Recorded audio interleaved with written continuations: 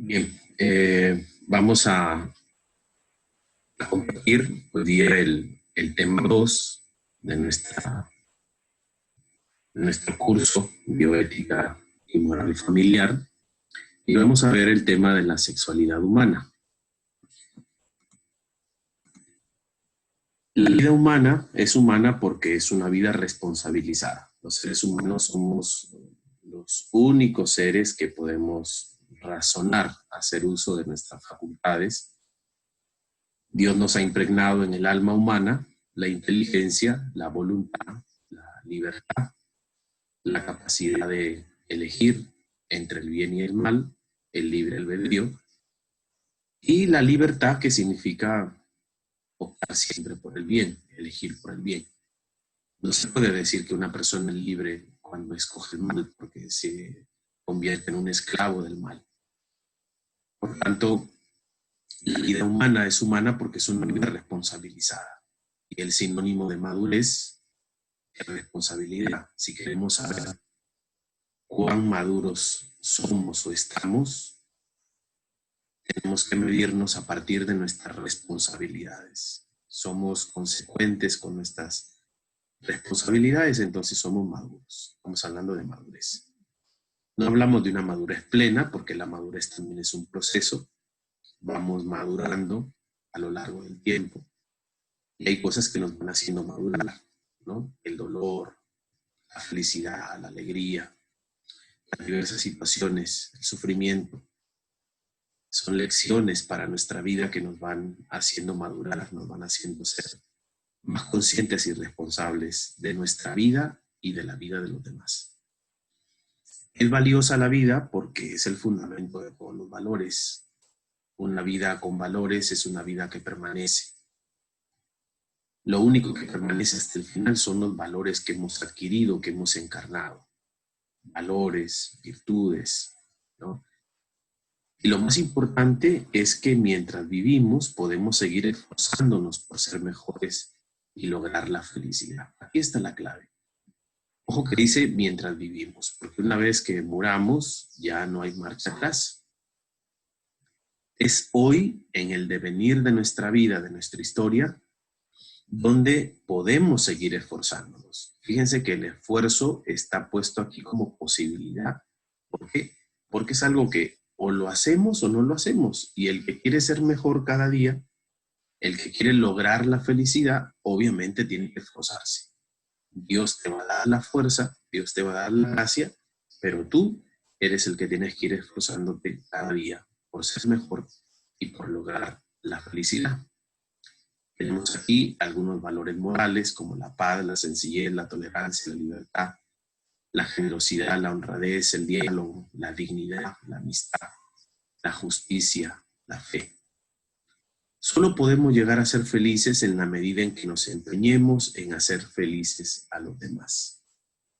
Puesto que somos responsables no solo de nuestra realización personal, también nos debemos preocupar los unos por los otros. El esposo por la esposa por el esposo, los padres por los hijos por los padres, los hermanos entre sí, toda la familia, el entorno que tenemos, el prójimo, buscar el bien común, llegar a formar esa tan anhelada civilización del amor que nos hablaba San Juan Pablo II, que no es otra cosa que el reino de Dios en medio de nosotros. Es darnos cuenta que no vivimos solos, es darnos cuenta que vivimos con otros y que no debemos buscar la felicidad solo nosotros mismos de una forma egoísta. La primera obligación de todo ser humano es ser feliz y la segunda es hacer feliz a los demás, decía Cantinflas. También he visto que Charlie Chaplin decía casi lo mismo. No sé quién copió a quién, pero por ahí va el tema. Vivir humanamente es convivir. No estamos hablando del convivir como las parejas de hecho o las uniones de hecho antes del matrimonio. No estamos hablando de eso, sino de un vivir juntos, un convivir, un coexistir. El hecho de estar interactuando, de saber que no estoy solo en este mundo, de que vivo con otras personas diferentes a mí, diferentes en todo sentido, pero necesito saber convivir. estar junto con ellos. La vida humana debe ser respetada incondicionalmente. No se trata de lo que haga una persona, se trata de lo que es una persona, quién es una persona. El ser humano, dotado de dignidad, que le viene por el mismo hecho de haber sido creado a imagen y semejanza de Dios. Esa es la base, esa es la razón de todo ser humano. Hay que aprender a convivir y pasamos a lo que es la antropología de la sexualidad. La sexualidad humana supone, expresa y realiza el misterio integral de la persona. Supone. La persona es sexuada, expresa, debe expresar que es sexuada y realiza su sexualidad a lo largo de su historia. Va construyendo su sexualidad. Pero no estoy hablando aquí de que va a adoptar una sexualidad, no, sino que ya es por naturaleza un ser sexual, pero se va realizando. Cuando hablamos de realizar, hablamos de perfeccionar, de ser mejores, de superarnos, de buscar lograr ser cada vez mejores personas. Entonces, no hay célula del hombre que no sea sexuada. Toda célula es específicamente masculina o femenina, con su correspondiente diferenciación cromosómica. Esta impregnación sexual del organismo afecta también a las características psicoespirituales del hombre, a sus relaciones interpersonales y el mundo. En realidad, el varón y la mujer son tales con todo su ser. Es decir, ser varón o ser mujer son finalmente dos modos de ser persona. Cuando hablamos de ser varón, no estamos hablando de cualidad, estamos hablando de esencia. Soy varón, soy mujer. No estamos hablando de modos de, no estamos hablando de una elección. Yo quiero ser varón o mujer. Estamos hablando de dos modos de ser de la persona, de ser de la esencia de la persona, del ser de la persona. Soy persona. ¿Ya? No hay en nosotros absolutamente ninguna manifestación que no vaya coloreada por la masculinidad o feminidad. Todo está sexuado en el hombre, hasta el lenguaje, si nos damos cuenta.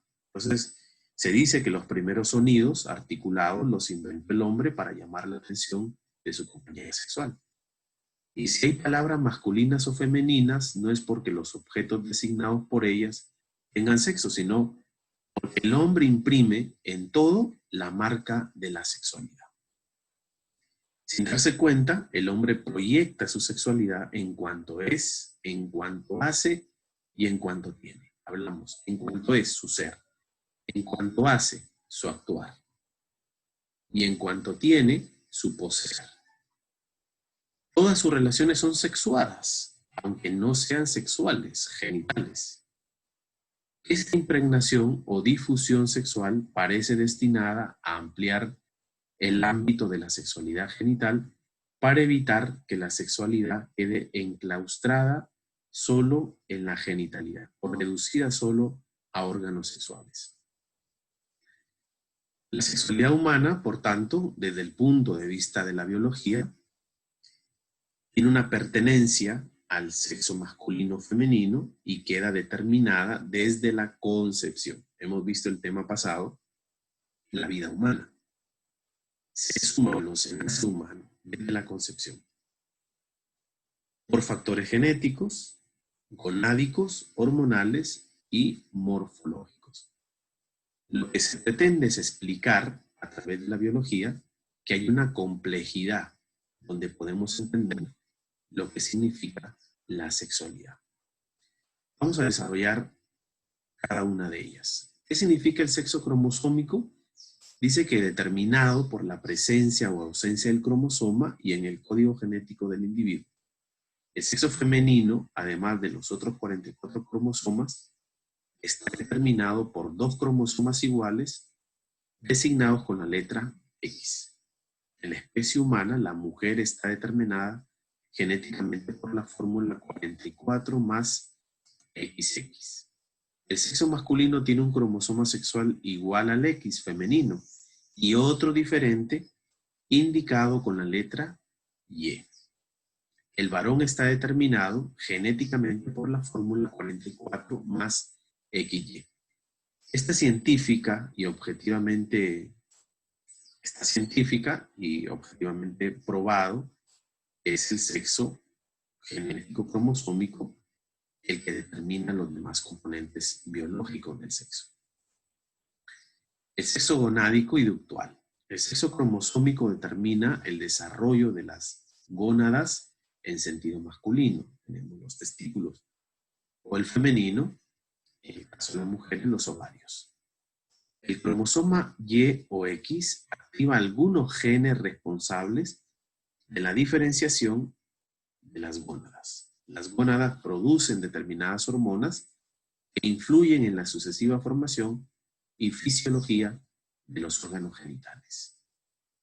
El sexo ductual se forma con base en los cromosomas y a las gónadas. En el varón se compone del epidídimo, los conductos deferentes, la vesícula seminal, la próstata, las glándulas bulbouretrales y parte de la uretra. En la mujer, del útero, trompas y parte de la vagina. Sexo genital. Está determinado por las características anatómicas a nivel de los genitales externos. Mientras el sexo interno, cromosómico o gonádico, deriva de estructuras diferentes de los dos sexos, los genitales externos tienen un esbozo embrionario común, que después, bajo el influjo de las hormonas sexuales masculinas o femeninas, se desarrolla de modo diferente. Glande, pene y escroto en el varón, clítoris, labios menores y mayores en la mujer.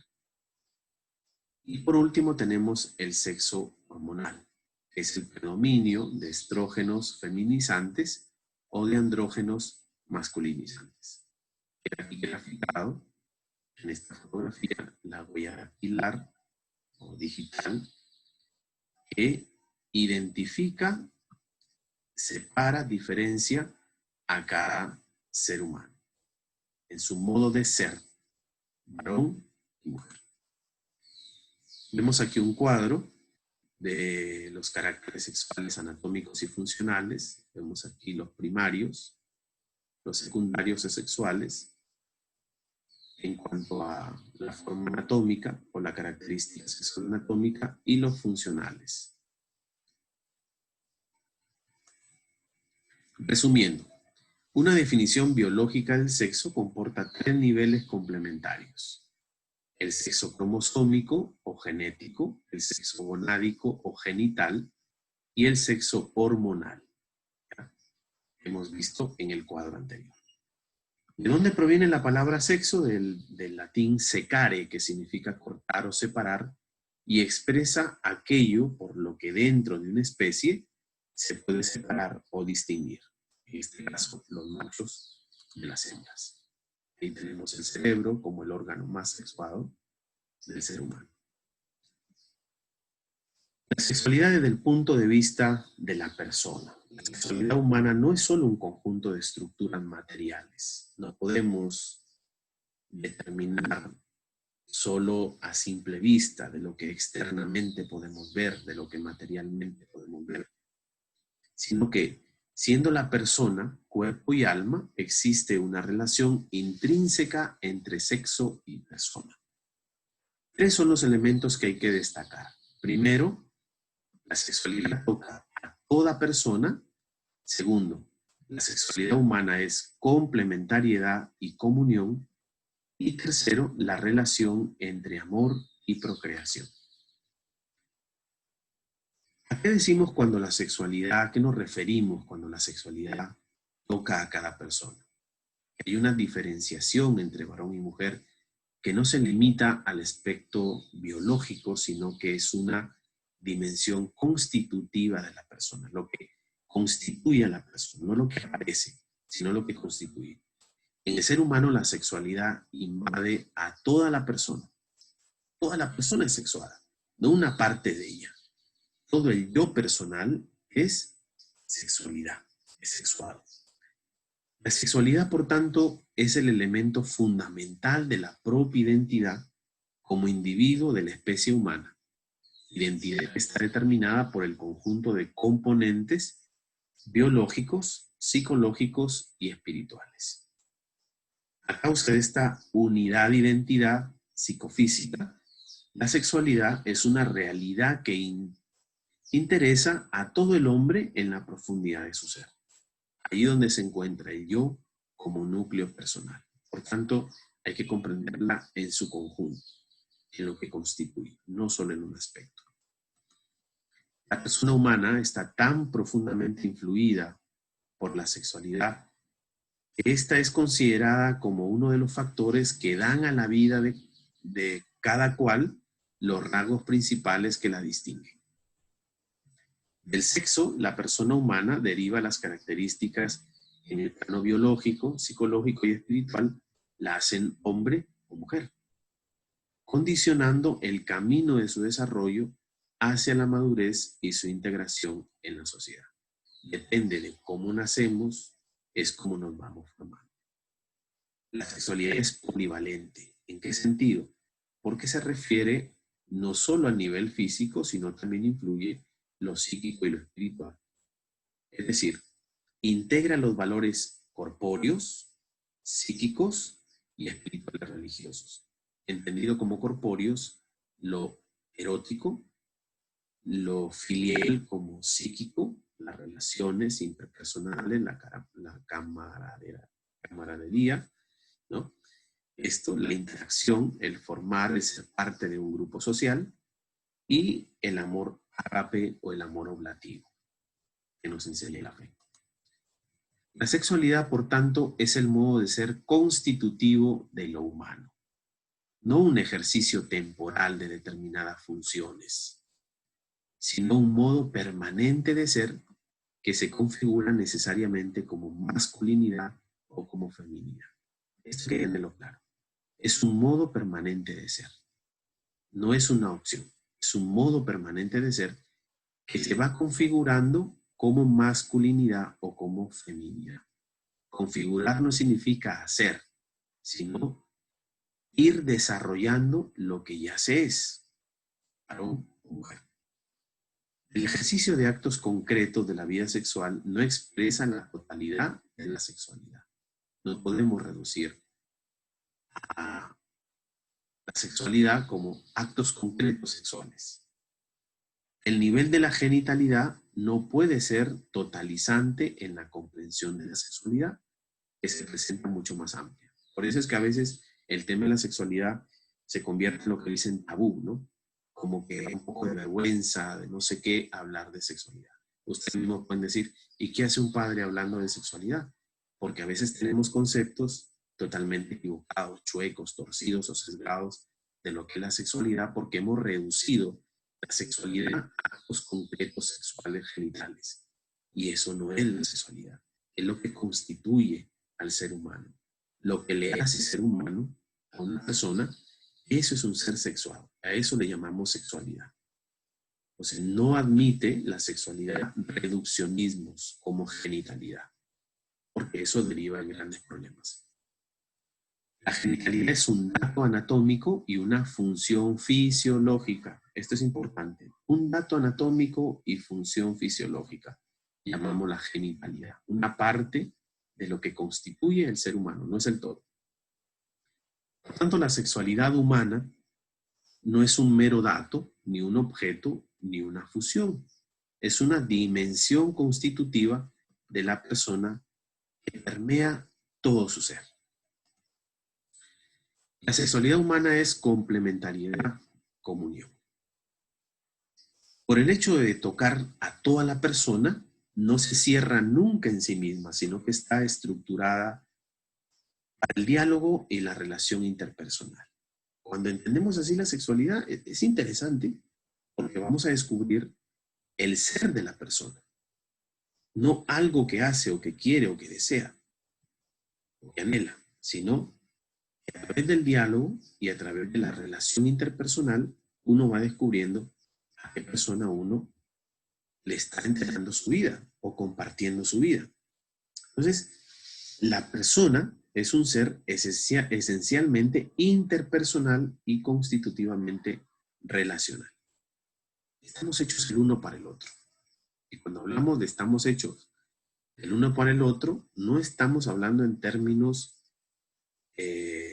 sexuales genitales.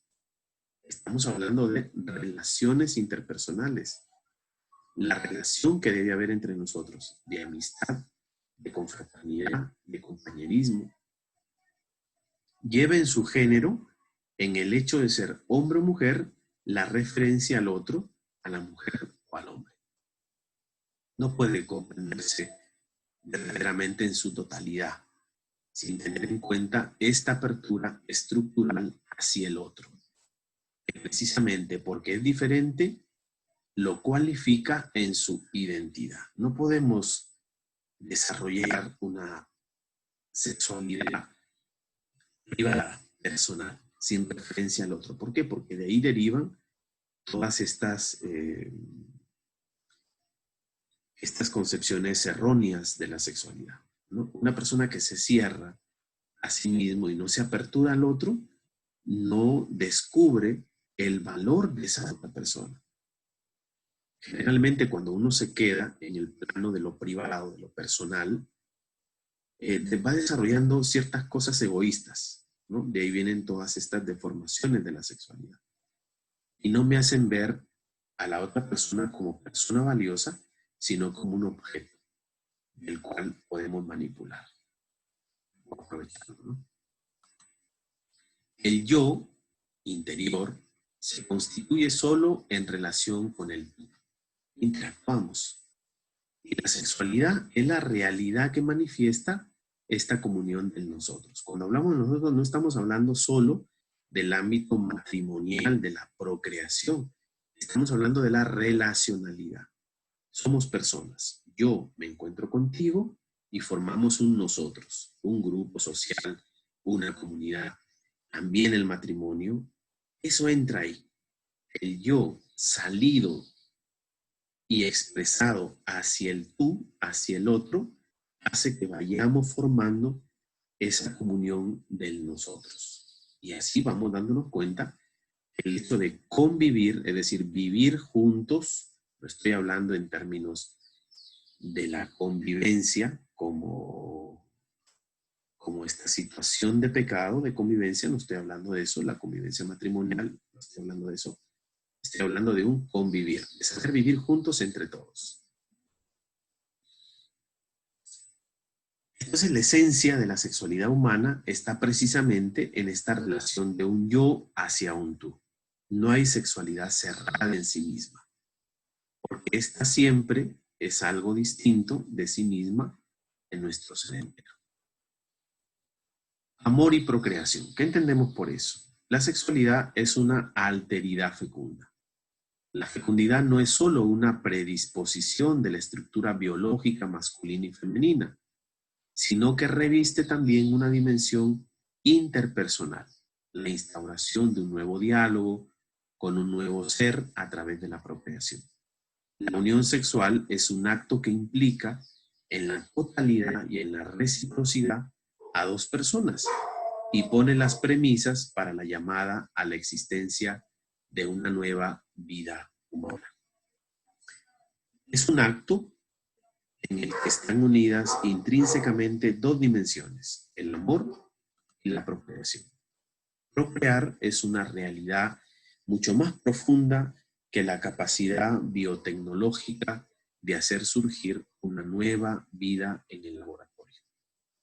Procrear significa donar la vida en el darse de las personas, un don que trasciende y transfigura el hecho biológico. No se trata de hacer surgir una nueva vida en el laboratorio. Hablamos de fecundación in vitro y úteros de alquiler y ese tipo de cosas que en este curso atañen a ir descubriendo progresivamente. Se trata de donar la vida, de dar vida, de facilitar la vida a otras personas. Y esto hace que uno trascienda, uno salga de sí y pueda decir, Esto es fruto de mi amor, del hecho de que yo estoy compartiendo la vida con otra persona. Por tanto, en el acto conyugal es la persona misma la que se consagra en el amor. El amor no es fecundo. Yo no me caso para no tener hijos. Yo no me caso para que me quieran a mí. Son actos egoístas. Yo me caso para hacer feliz a la otra persona y fruto de esa felicidad, porque el amor nos une, viene un nuevo ser, si Dios lo permite. Por tanto, los cónyuges, uniéndose en una sola carne, expresan una donación total y originaria. Por el acto conyugal, los esposos confirman el recíproco regalo de sí mismos hecho en el matrimonio y se abren a la nueva vida. Por tanto, son dos las dimensiones que componen la unión conyugal, unitiva y procreadora. Los hace más unidos íntimamente y los apertura a la procreación.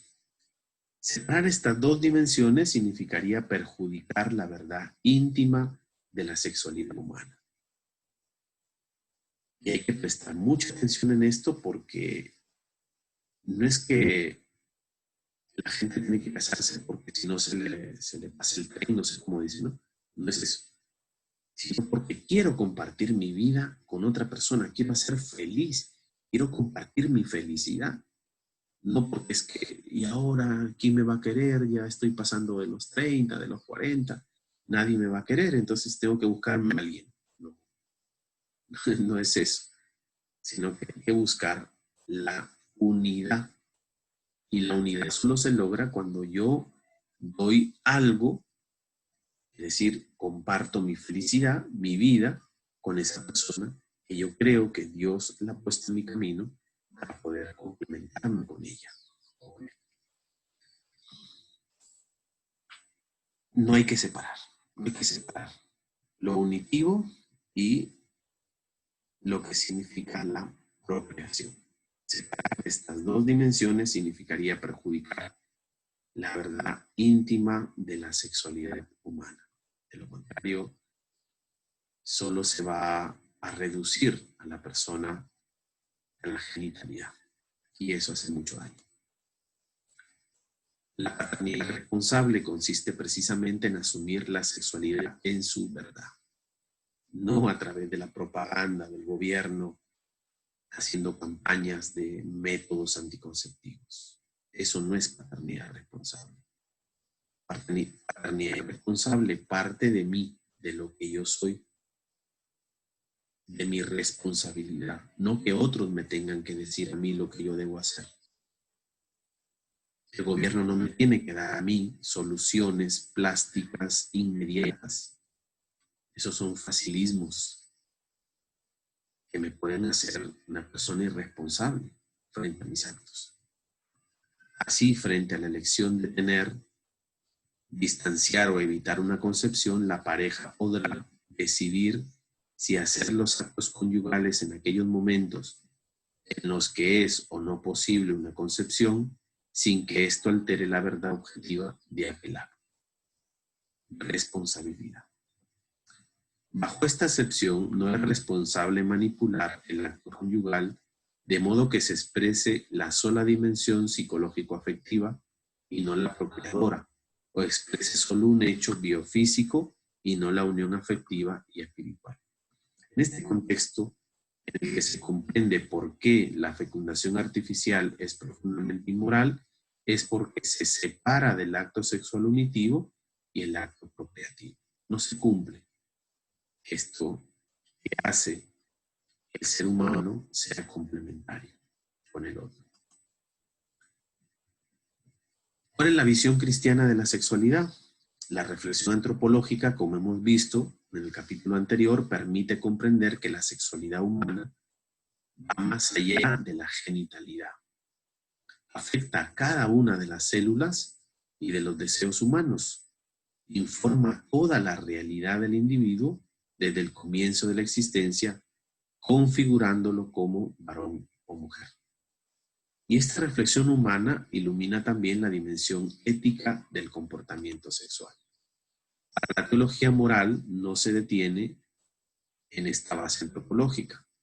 Necesariamente el compromiso moral del cristiano tiene que confrontarse con la palabra de Dios, testimoniada en la Biblia y enseñada por la tradición. A nosotros los cristianos, Dios nos ha hecho conocer por su revelación su designio de salvación. Y a Jesucristo, Salvador y Santificador, nos lo ha propuesto en su doctrina y en su ejemplo como la ley suprema e inmutable de la vida, a través de el mandamiento del amor. Hemos de situar, pues, el planteamiento moral sobre la sexualidad en la perspectiva bíblica, buscando y acogiendo sus enseñanzas. Esto implica una exigencia de fidelidad y al mismo tiempo una preocupación hermenéutica de interpretación que haga posible comprender el significado actual del mensaje salvífico y acogerlo en la fe.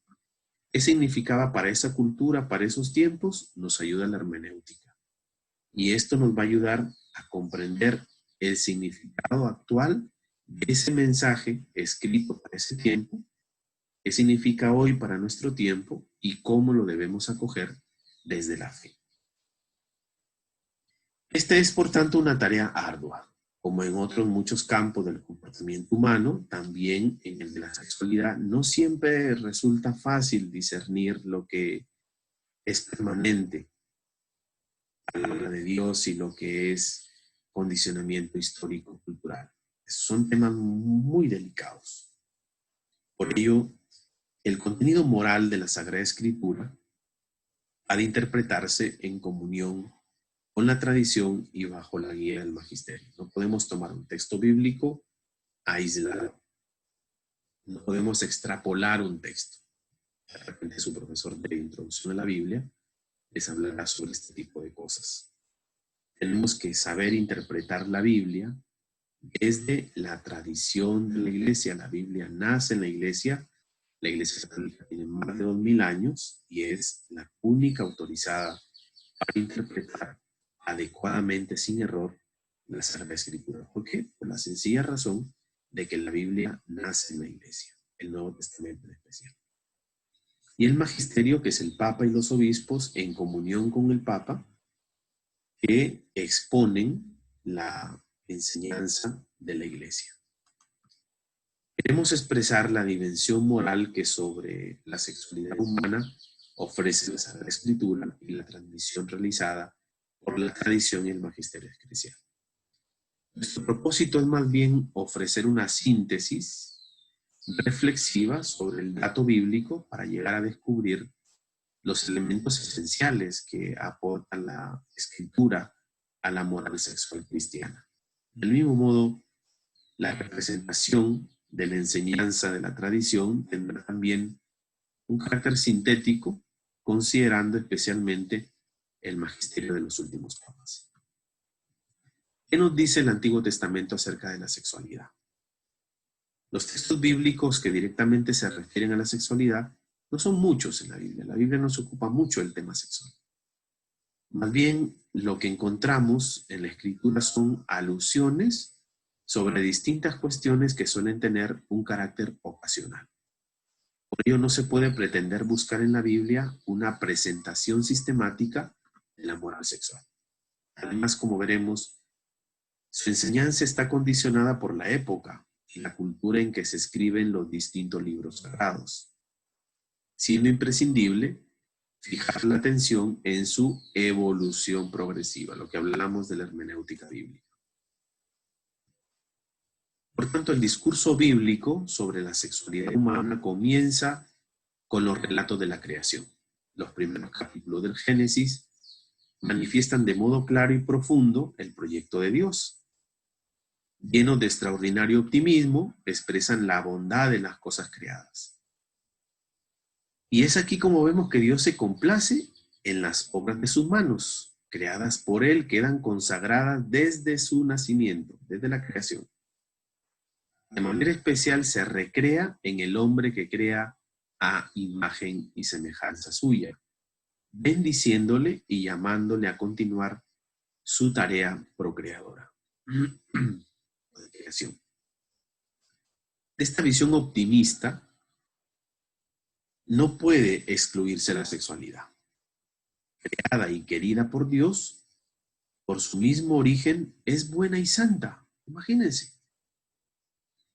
No existe en los relatos de la creación ningún rastro de desprecio hacia la sexualidad humana. No es algo cochino, asqueroso.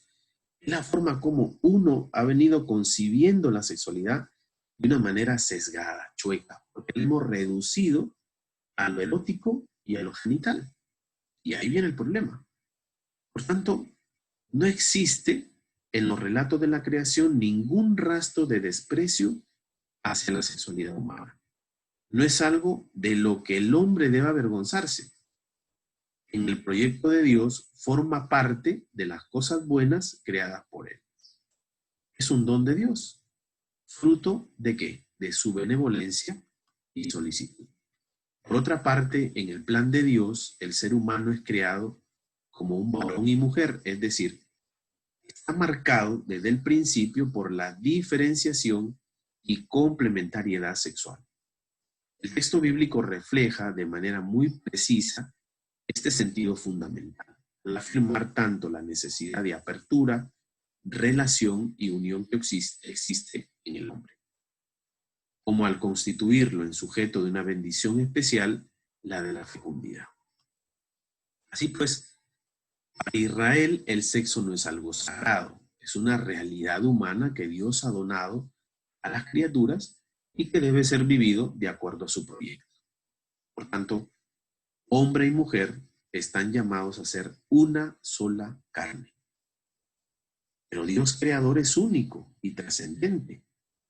Y esta fe fundamental, expresada en el Antiguo Testamento, lleva a la ruptura con todos los ritos y mitos sexuales propios de las religiones circunvecinas, porque Israel geográficamente está ubicado como una media luna fértil, y alrededor de Israel convergen muchas culturas. Entonces, la influencia de esas culturas hacia el pobre Israel que está al centro es inevitable, ¿no? Que a través de los puertos, de las fronteras, se venga un intercambio no solo comercial, sino también cultural, de costumbres. Por tanto, la fe en un Dios trascendente es pues el origen de una nueva comprensión de la sexualidad humana. Interesante es esto. ¿Qué nos dice el Nuevo Testamento? ¿Cuál es el mensaje del Nuevo Testamento? Respecto a las escrituras precedentes, el Nuevo Testamento no ofrece elementos esencialmente originales. Lo que hay de nuevo es el modo en que cuestiones hasta entonces dispersas, en el modo en que se ponen en relación, se van a esclarecer y se van a reforzar mutuamente. El punto central es el acontecimiento de Cristo. Amor y sexualidad reciben una luz nueva de este misterio escondido durante muchos siglos y revelado al llegar a la plenitud de los tiempos. Pero como sucedía en el Antiguo Testamento, ni los evangelios ni los escritos paulinos intentan establecer un tratado sistemático de moral sexual. La enseñanza de los escritos del Nuevo Testamento sobre la sexualidad tiene también un carácter ocasional y está condicionada por la época y la cultura imperante. No obstante, ofrecen las orientaciones fundamentales para plantear la moral cristiana del amor y la sexualidad. La novedad del Evangelio, esa buena noticia anunciada por Jesús que se extiende a todas las realidades humanas, también llega a la realidad sexual. Su enseñanza moral culmina en el mandamiento del amor. Amarás a tu prójimo como a ti mismo. El amor, por tanto, es el resumen de todos los preceptos y de él depende toda la ley. Dice la Escritura que el que ama al prójimo ha cumplido la ley. Aunque directa y explícitamente el precepto del Señor no encierra ninguna alusión sexual, es cierto, sin embargo, que debe ser el principio inspirador y la referencia obligada de la actividad sexual, como lo es de toda relación humana. El mandamiento del amor, extendido a toda la gente de cualquier raza y condición, incluye los enemigos. Manifestado en el servicio, se convierte en criterio de identidad del cristiano y de toda su conducta moral. El amor. Desde el amor al prójimo está llamado a vivir el discípulo de Cristo, testimoniando en todas las realidades y actividades humanas el amor con el que es amado. Un amor que procede de Dios. El que no ama no ha conocido a Dios, porque Dios es amor. Y si el amor es el contenido esencial de la moral evangélica, el rasgo que mejor la describe es la interiorización. Jesús manifiesta siempre una actitud muy crítica ante la moral y la justicia de los escribas y fariseos. ¿Por qué? Porque dan mayor importancia a la acción exterior que a la disposición interior. A la moral del obrar opone la moral del ser y enseña con vigor que no son las acciones externas las que hacen bueno al hombre, sino que el hombre bueno, precisamente porque es bueno, realiza acciones buenas. El hombre bueno del buen tesoro saca cosas buenas, el hombre malo del mal tesoro saca cosas malas. No es lo que entra en la boca lo que hace impuro al hombre, sino lo que sale de la boca. Eso es lo que hace impuro al hombre. Hay de ustedes, escribas y fariseos hipócritas, que purifican por fuera la copa y el plato, mientras por dentro están llenos de rapiña e intemperancia. Qué duro es Jesús frente a este tipo de actitud. Frente a una moral que valora la observancia exterior, ¿a qué nos invita Jesús? A fijarnos y a cuidar la actitud interior. Este carácter interior de la moral evangélica, cuando hablo de moral evangélica, hablo de la moral que nos dicta el Evangelio de Jesucristo, se manifiesta también en algunos ejemplos del comportamiento sexual. Así, Jesús recuerda que el matrimonio no debe regirse solamente por prescripciones jurídicas y señala más allá de la tolerancia adoptada por Moisés debido a la dureza del corazón de los hombres, la verdadera intención del Creador. Se manifiesta también en la abolición de la pureza ritual. Lo que sale del hombre es lo que hace impuro al hombre, porque de dentro del corazón del hombre salen las intenciones malas, fornicaciones, robos, adulterios, etc. Pero es sobre todo en el discurso del monte, al proclamar las bienaventuranzas, donde encontramos el testimonio más claro. ¿Han oído que se dijo, no cometerás adulterio? Pues yo digo, todo el que mira a una mujer deseándola, ya cometió adulterio con ella en su corazón. Desde esta perspectiva se comprende la condena que hace Jesús en algunos textos, no solo de las malas acciones, sino también de los malos pensamientos y deseos.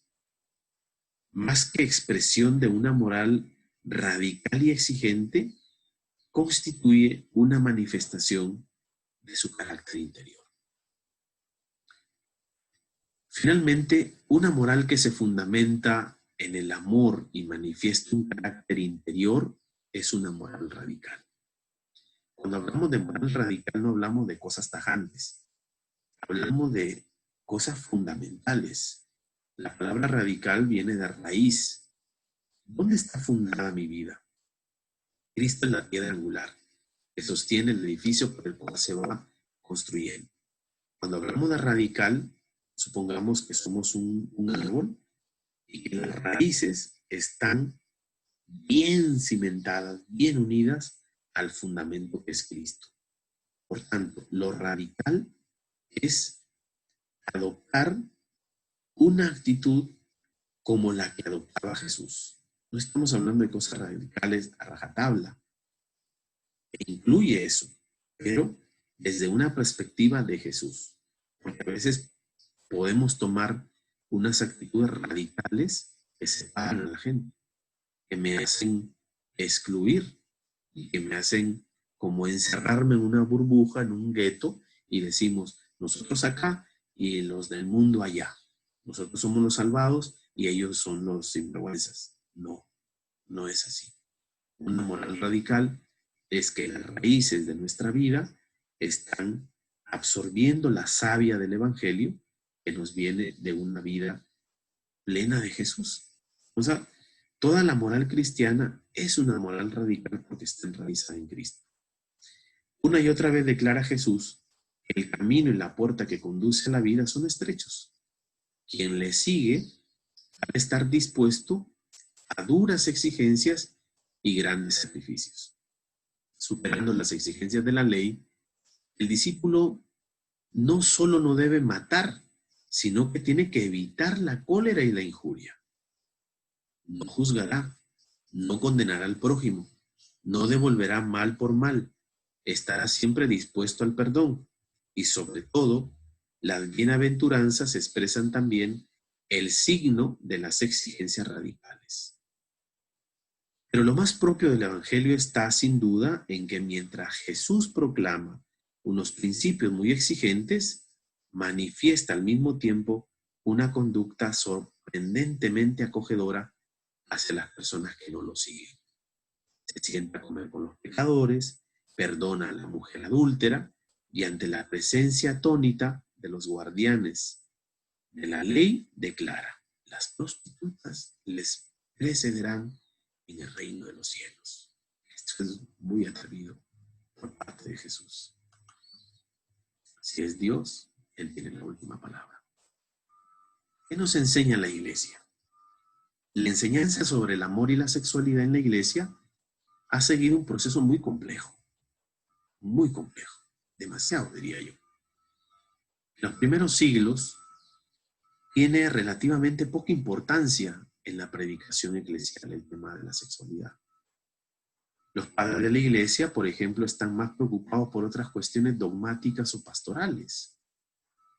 En general, el comportamiento moral de los cristianos se rige por las orientaciones bíblicas, aunque progresivamente van a sentir el influjo de los estoicos y de los gnósticos. Muy pronto, la reflexión sobre la sexualidad se integra a la reflexión sobre el matrimonio y esta relación se mantiene de forma constante. Entre los padres alcanza una importancia especial San Agustín y en el medioevo Santo Tomás, que logra una exposición sistemática en torno a la virtud de la castidad. El influjo de ambos teólogos va a llegar hasta nuestro siglo, en el que junto a grandes maestros hay que resaltar la enseñanza magisterial de Pío XI, con Casti Connubii, del Vaticano II, con Gaudium et Spes, y de Pablo VI, con Humanae Vitae, y del gran Juan Pablo II, San Juan Pablo II, con la Familiares Consortio. Según el Concilio Vaticano II, las fuentes del conocimiento moral son la luz del Evangelio y la experiencia humana. De esta manera se refiere a la revelación bíblica y al conocimiento racional. La comunidad cristiana, a lo largo de los siglos, ha orientado el comportamiento moral desde estos dos principios, la palabra de Dios y la reflexión racional. Respecto a la moral sexual, en los primeros siglos, los escritos de los padres de la Iglesia han sido de la Sagrada Escritura. A ella acuden y desde ahí exhortan.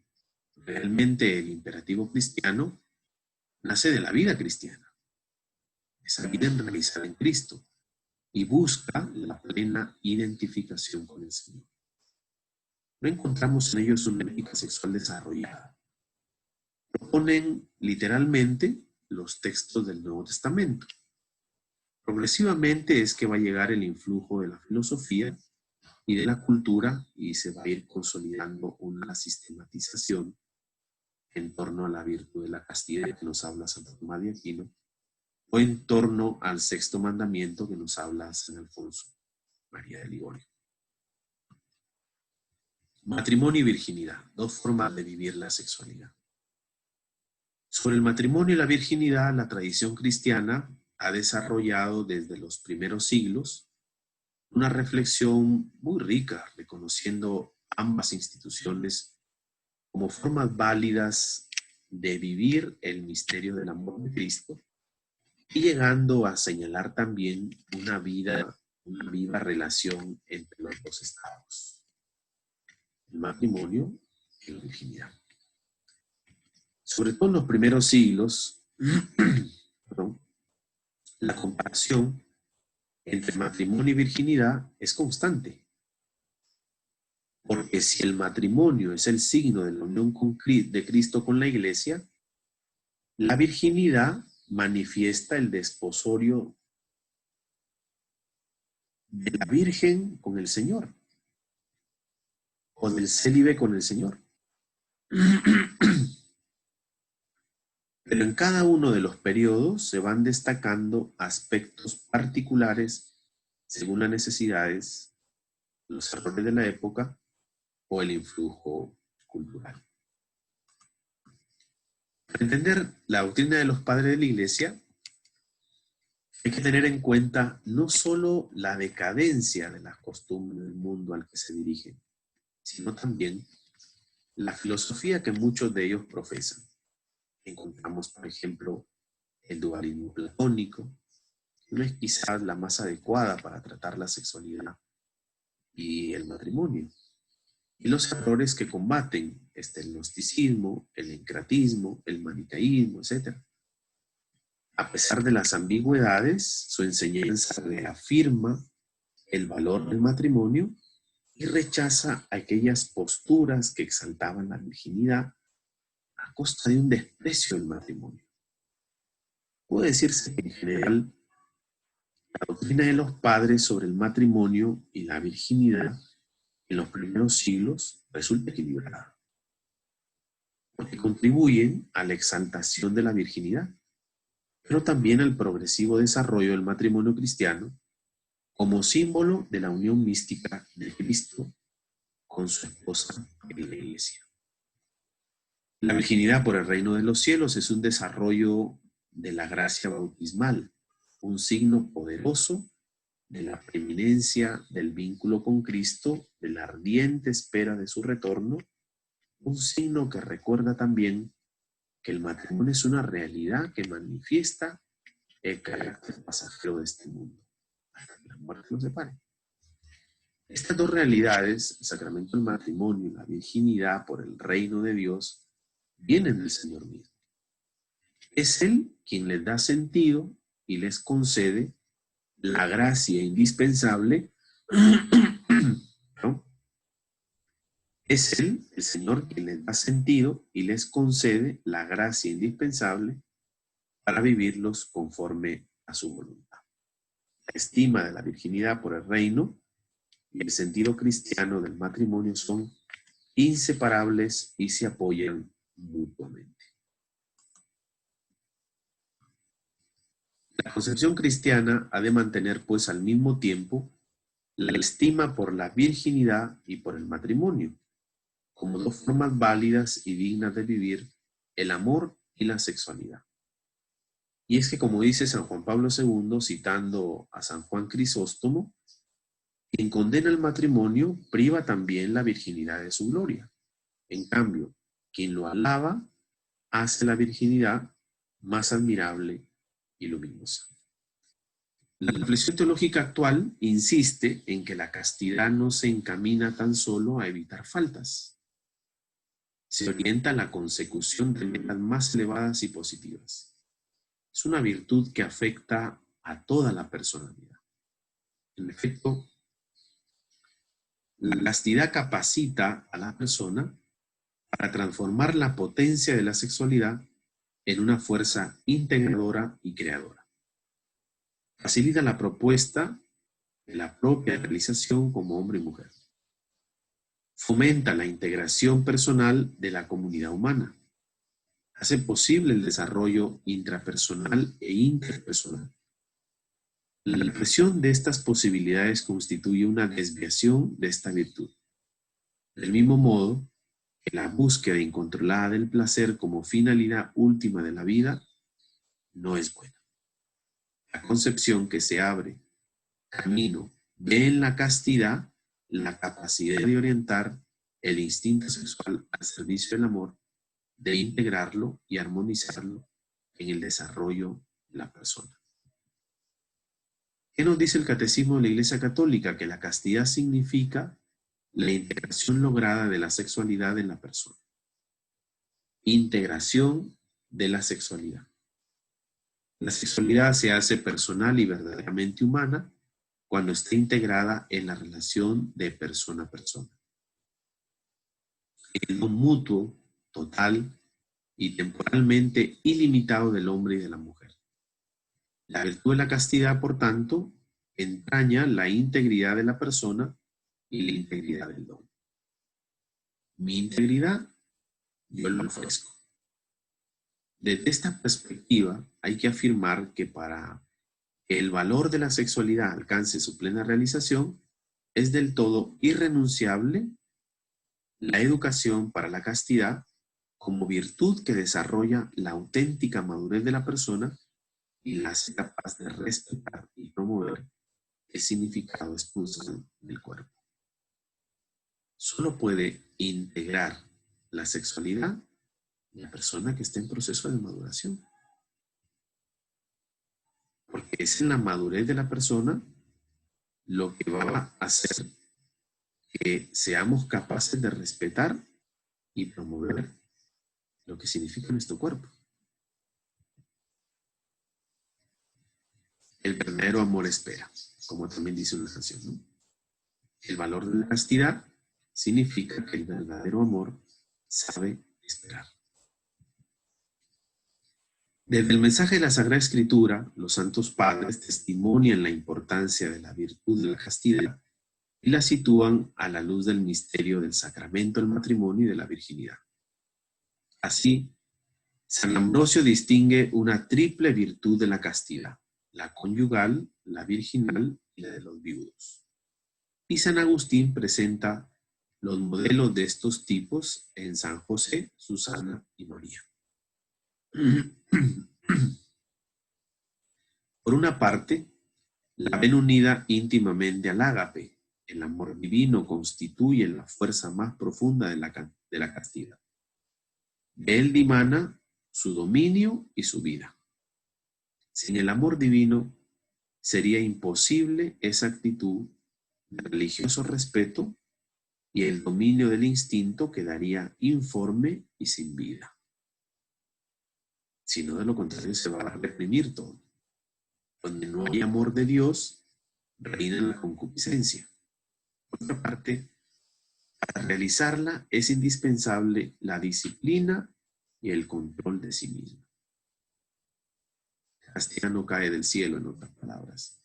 Es lo que nosotros vamos construyendo. La modificación del sexo, el transexualismo y la homosexualidad. El sexo constituye uno de los caracteres primarios de la identidad personal. El ser masculino o femenino es parte de la identidad de cada uno. El problema comienza cuando, sea por cuestiones terapéuticas o por disfunciones psicológicas, se plantea incertidumbre acerca de la diferencia real existente en la persona en lo que se refiere a su identidad sexual. Puede existir una disociación entre el sexo biológico y el psicológico. Hay que diferenciar claramente lo que es el transexualismo del homosexualismo. En el primer caso existe un trastorno orgánico, una alteración de las células identificatorias de la persona en lo que se refiere a su sexo. Efectos hormonales influyen en que una persona aparente ser de un sexo cuando en realidad es de otro. La apariencia exterior no coincide con la realidad clínica y psíquica interior. El transexual recurre a la medicina para estabilizar el sexo indeterminado, respondiendo a una enfermedad posible de curar. En el homosexualismo hay atracción sexual por personas del mismo sexo. Tienen una marcada tendencia a las relaciones con personas de su mismo sexo. A diferencia del transexual, no se inclinan por pasar al otro sexo ni experimentan repugnancia por sus órganos. Desajustes sexuales. La sexualidad está conformada por una realidad psíquica, espiritual y corporal. Partiendo de la dualidad sexual, la vida humana depende de la complementariedad e integridad de ambos sexos. El sexo de cada persona depende del juego y combinación cromosómica, ya lo hemos visto.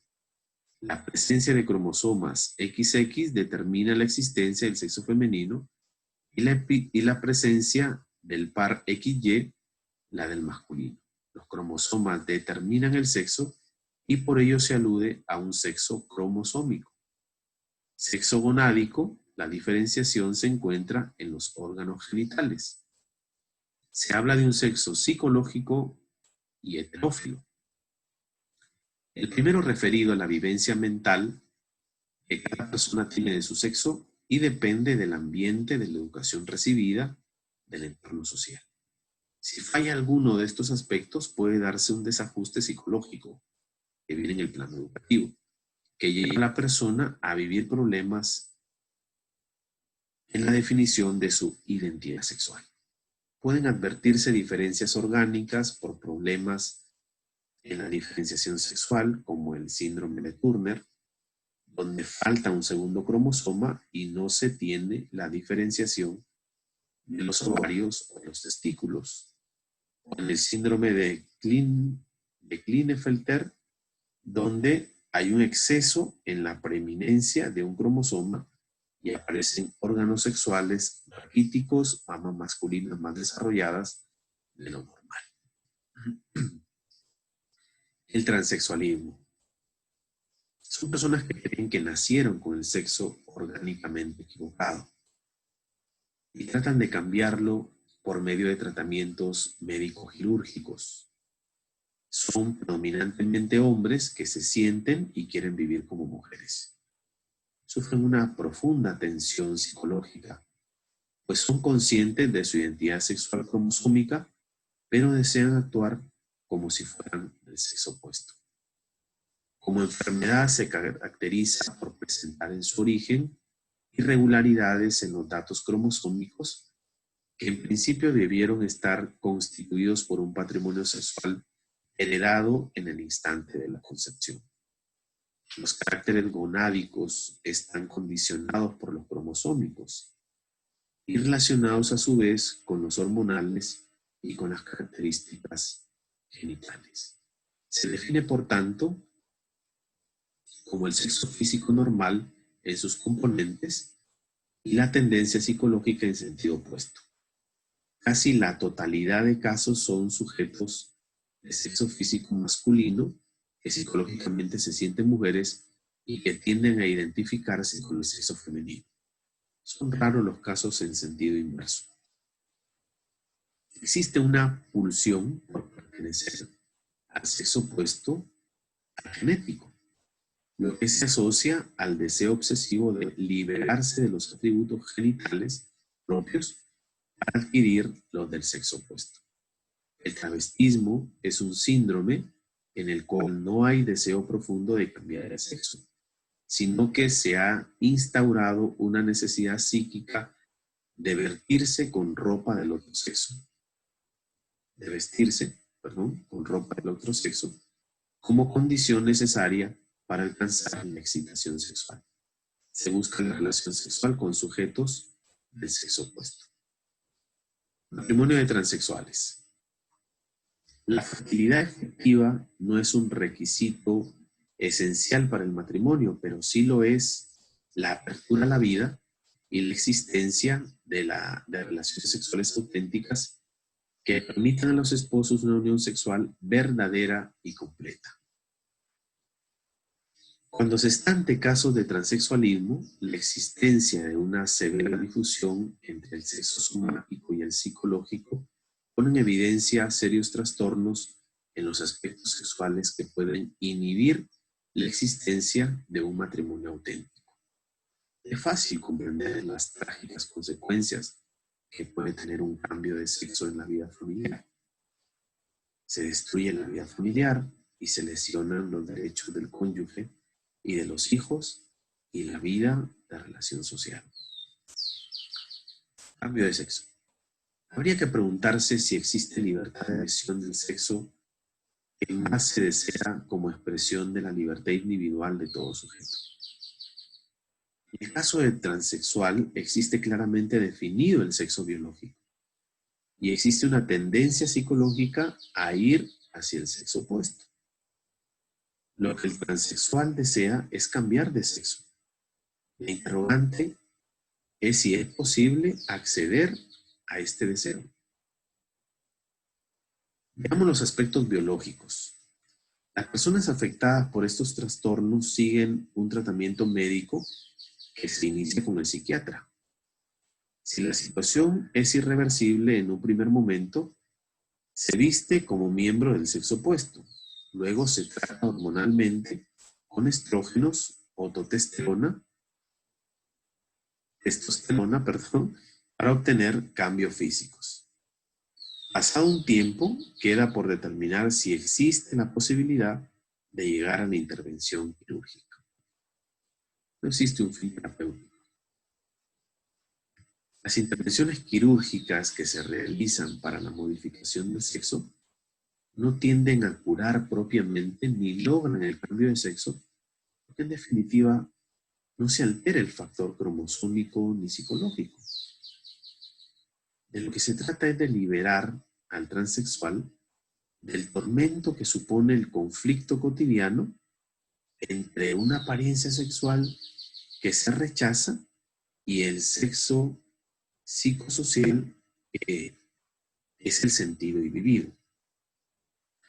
El transexual se caracteriza por anhelar la intervención quirúrgica como el único medio efectivo para poder acceder a su verdadera identidad sexual y obtener el reconocimiento jurídico de tal transformación. Aspectos éticos.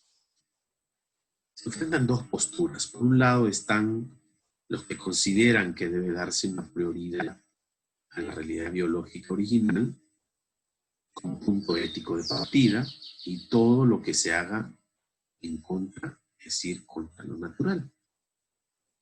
Otros entienden que lo natural está en la identidad psicológica y que ésta debe respetarse y protegerse. Se admite el cambio de sexo siempre que no responda a un fin morboso, sino a la realidad situacional de la persona. Lo grave es que se va a la castración de la persona, y a colocarle órganos sexuales falsos, lo que no es más que una simulación. Los que aplican técnicas de cambio de sexo reconocen que son una farsa. Se debe tratar de superar el problema mediante tratamientos psiquiátricos y hormonales dirigidos al sexo biológico real, y no destruir en forma irreparable el cuerpo para conseguir algo que no se logrará, que es llegar al sexo opuesto naturalmente. En los casos en que se considera la posibilidad de una intervención, no será para cambiar el sexo, sino para corregir anomalías. En la homosexualidad el aspecto físico no es sentido de modo ambiguo. Es usado para la satisfacción erótica depositada en sujetos del mismo sexo. El homosexual no desea cambiar de sexo, simplemente tener relaciones sexuales con sujetos del mismo sexo. En esto radica la diferencia con el transexual. ¿Cuál es la posición de la Iglesia Católica? En el año 1975, la Sagrada Congregación para la Doctrina de la Fe sostuvo que, según un orden moral objetivo, las relaciones entre homosexuales son actos censurables y depravados. El ser homosexual en sí no supone una culpa o un reproche. Lo cuestionable son los actos desordenados que desarrollan desde el punto de vista sexual. Se cuestiona la exaltación ideológica de la homosexualidad como normal y libre expresión de la sexualidad. En 1986 afirma que con la homosexualidad no solo se ve afectada la finalidad procreativa de la sexualidad, que queda anulada, sino que se ve anulada la necesaria complementariedad que debe existir entre hombre y mujer. En el Catecismo de la Iglesia se señala que la tradición ha señalado siempre que los actos homosexuales son intrínsecamente desordenados. Son contrarios a la ley natural, cierran el acto sexual al don de la vida, no proceden de una verdadera complementariedad afectiva y sexual y no pueden recibir aprobación en ningún caso. Se señala que el homosexual debe ser acogido con respeto, compasión y delicadeza. Se evitará todo signo de discriminación injusta. En la Iglesia Católica se diferencia lo que es mera tendencia o orientación homosexual de lo que es comportamiento homosexual. La Iglesia llama la atención sobre la dignidad de la persona de condición homosexual como toda persona en su aspecto corporal y espiritual. Al mismo tiempo se señala que en el homosexual existe un desorden moral pues lleva al mal moral. No se censura la tendencia, pero sí denuncia la malicia intrínseca de la actividad sexual. La actividad homosexual es un mal moral intrínseco porque no expresa una unión conyugal capaz de transmitir la vida. Debe ayudarse al homosexual a que luche para superar las tendencias y dificultades, tratándolo con respeto y caridad. Hay los perversos que hacen alarde de su condición, pero están aquellos que intentan superar la situación buscando ayuda y comprensión para vencer el desorden sexual por el que atraviesa. Pasamos al autoerotismo. El autoerotismo es llamado también masturbación o excitación. Hay términos inadecuados como onanismo o vicio solitario. Entendemos el autoerotismo como el comportamiento humano que se expresa a través del ejercicio sexual solitario o sin relación propiamente interpersonal. La masturbación es una variación humana que afecta a todo el ser del sujeto. No es exclusivamente un problema sexual. La masturbación tiene un significado dentro de la estructura integral del ser humano. Es esa valoración la que dará origen a una valoración moral determinada. El fenómeno masturbatorio puede considerarse como una característica, aunque no obligatoria, del largo proceso de evolución sexual. La biología del adolescente, especialmente el adolescente varón, adquiere unas características tan determinadas que constituyen el punto de partida del impulso a la masturbación y explican su difusión casi universal en espacio y en el tiempo.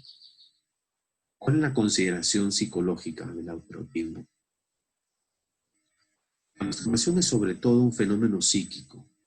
Es un hecho dentro de la estructura y de evolución del psiquismo humano. Para una valoración adecuada deben tenerse en cuenta los mecanismos psíquicos que están al origen de la masturbación. Pueden ser la represión, es decir, un mecanismo defensivo del ego ante un contenido psíquico adoptando una forma diversa y camuflada. También está la fijación, que es el modelo o esquema de conducta generado por un dato chocante que no ha sido digerido. Mecanismos de progresión lenta y regresión también pueden explicar muchas formas de masturbación.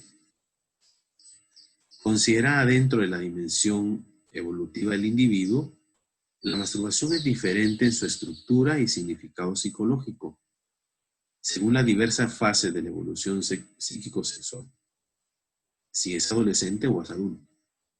Considerada según los estratos de lo sexual, una masturbación puede definirse más directamente por el estrato biológico, en cambio, otra ha de ser definida por el estrato psíquico.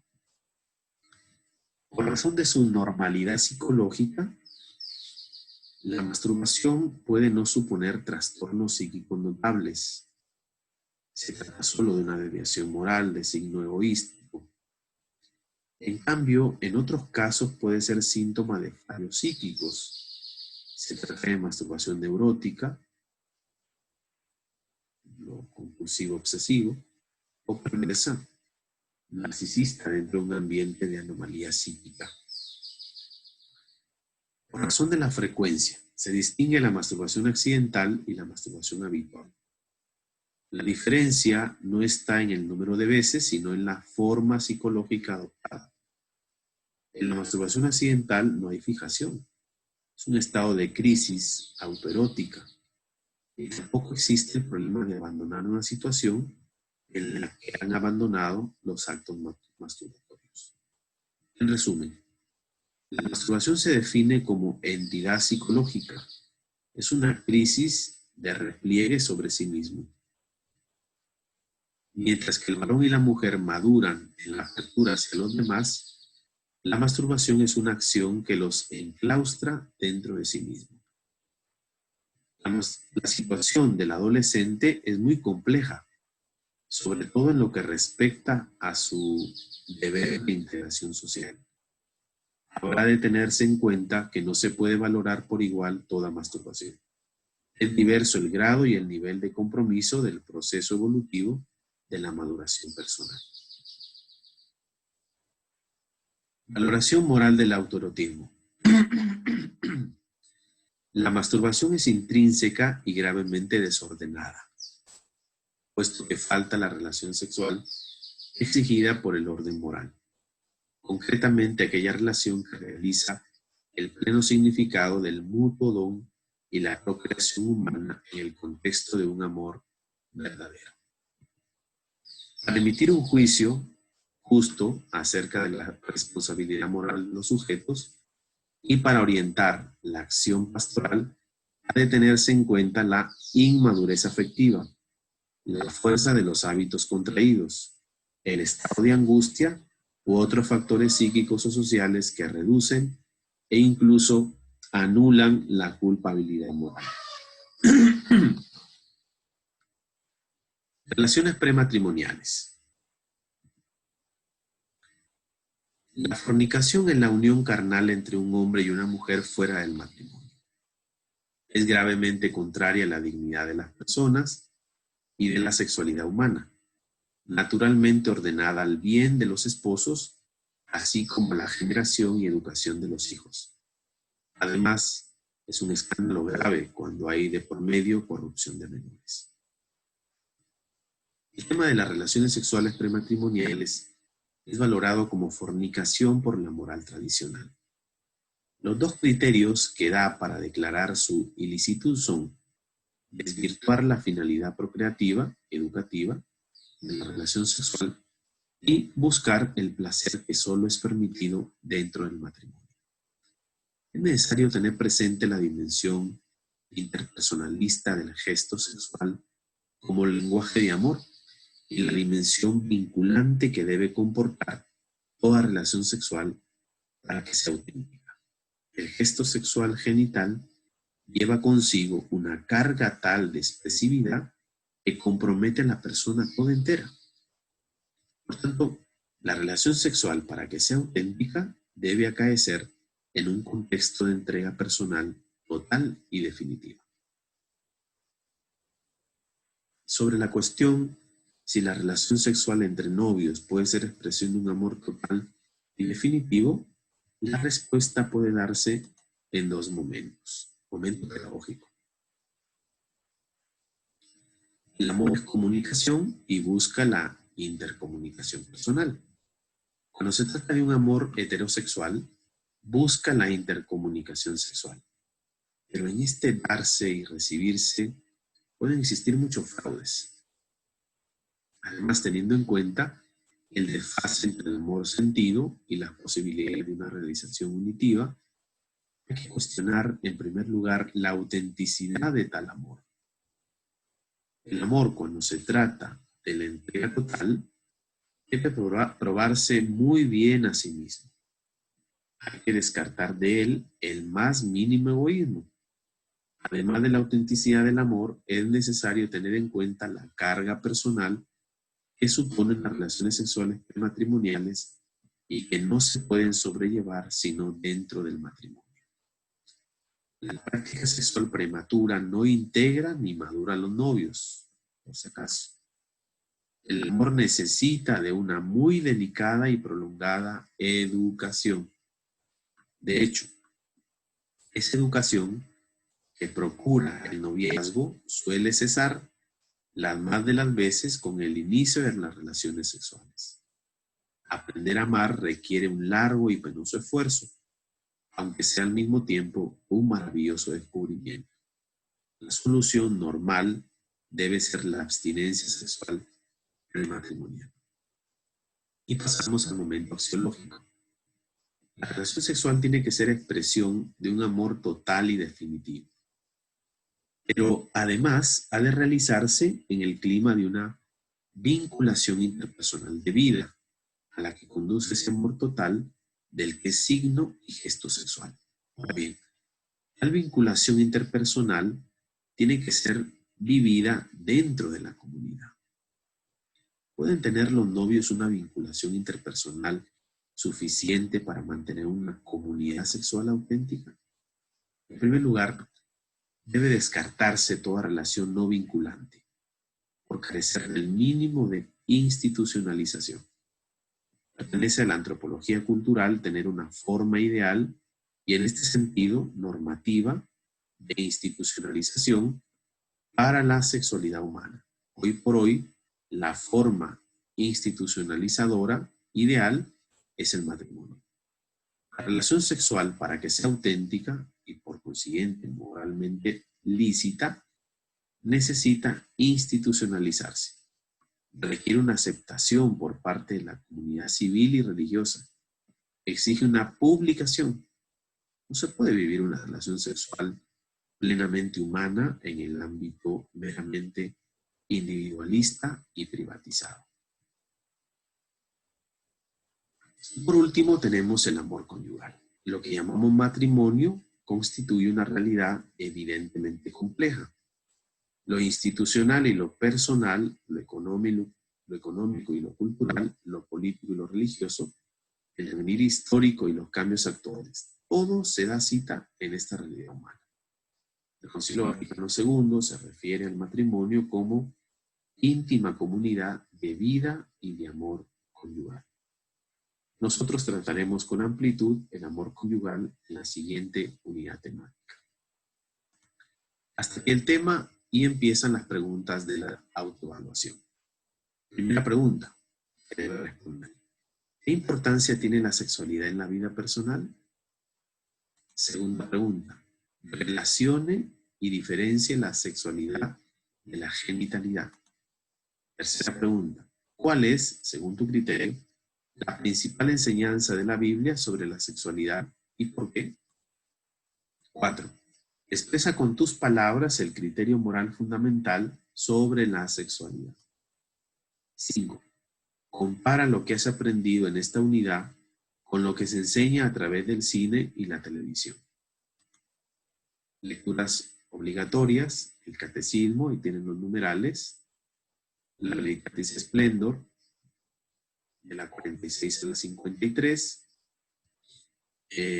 la Declaración Persona Humana, de 1975, los números del 7 al 10, y Orientaciones para la Educación Sexual, un texto base de la Conferencia Episcopal Peruana, las páginas de 16 a 22. ¿Dónde encuentran esto? Ponen en Google y ahí lo van a conseguir. Así que no hay excusas para que puedan profundizar más sobre el tema. Sé que el tema es complejo, es un poco amplio, he tratado de buscar lo más sintético posible para que se pueda ir entendiendo este tema de la sexualidad humana. Muy bien, preguntas, sugerencias aportaciones, por favor, pueden hacerlo desde la plataforma de del mismo curso de la Escuela de GESIS. Muchas gracias.